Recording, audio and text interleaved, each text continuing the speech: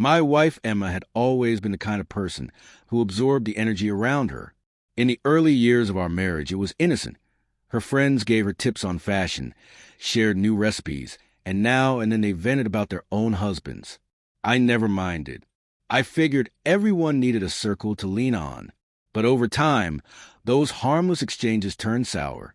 The conversations that once seemed lighthearted began to carry a bitter undertone.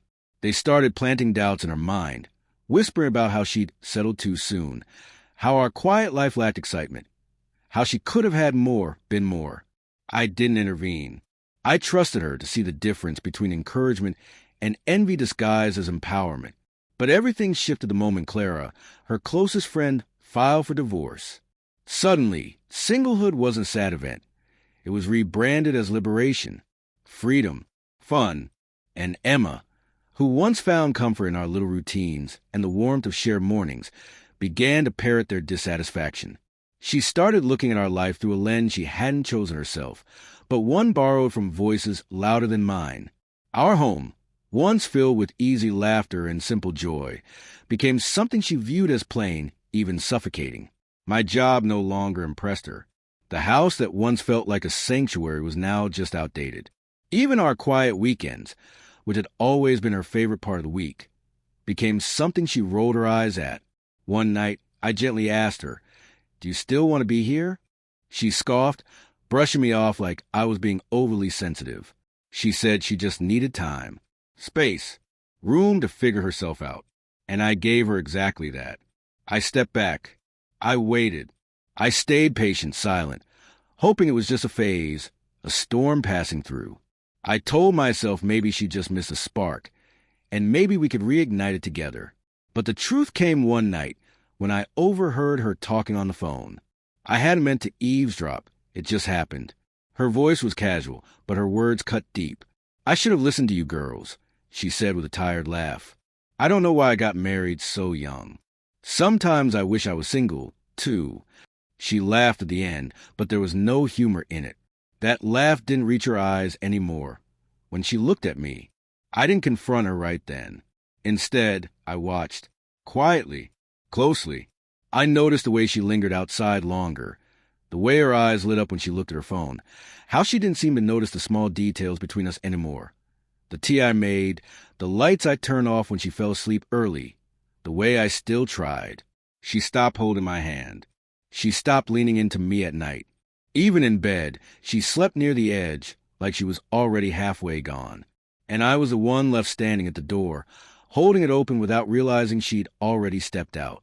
One evening, I asked again. No softness this time, no gentle probing. Just the truth.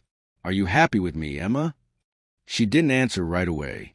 Her silence filled the room heavier than any scream could. Finally, she said quietly, "I just wonder sometimes what life would have been like if I had made different choices." That was it. That's all I needed to hear. The next morning, I sat at the kitchen table with the divorce papers I drafted. I didn't cry. I didn't raise my voice. I simply placed them down and waited for her to notice. When she walked in, I looked up and said, "You wanted to know what it feels like to be single. Now you'll find out." She froze, stunned. Her voice cracked a little when she asked, "Wait, you're not even going to fight for us?" Her eyes searched mine, maybe for regret, maybe for hesitation. But there was none left. "I already did," I replied calmly. "You just didn't see it. I've been fighting for us alone, and I'm done doing that." The weeks that followed were quiet, almost eerily so. No yelling, no dramatic breakdowns. We divided things calmly, like business partners dissolving a company that had once meant something. We didn't have children, only years of shared laughter, fading pictures and frames, and a version of love that had long since unraveled. She moved out and went straight to Clara's place, just like she always said she would in passing. It felt surreal at first, the silence in the house, the echo of her absence. But day by day, I began to reclaim my own space. I picked up old hobbies I'd shelved. I traveled. I made new friends, the kind who encourage growth instead of whispering poison disguised as freedom. And somewhere in that space, I realized how much of myself I had bent and broken just to hold together something that had already shattered. Then, months later, Emma called. Her voice was softer this time. There was a weight behind it, like the realization had finally caught up to her. "I didn't know what I had until I lost it," she said. Her words hung in the air between us. Searching for comfort, I didn't offer any. Some lessons aren't meant to be explained. They have to be lived.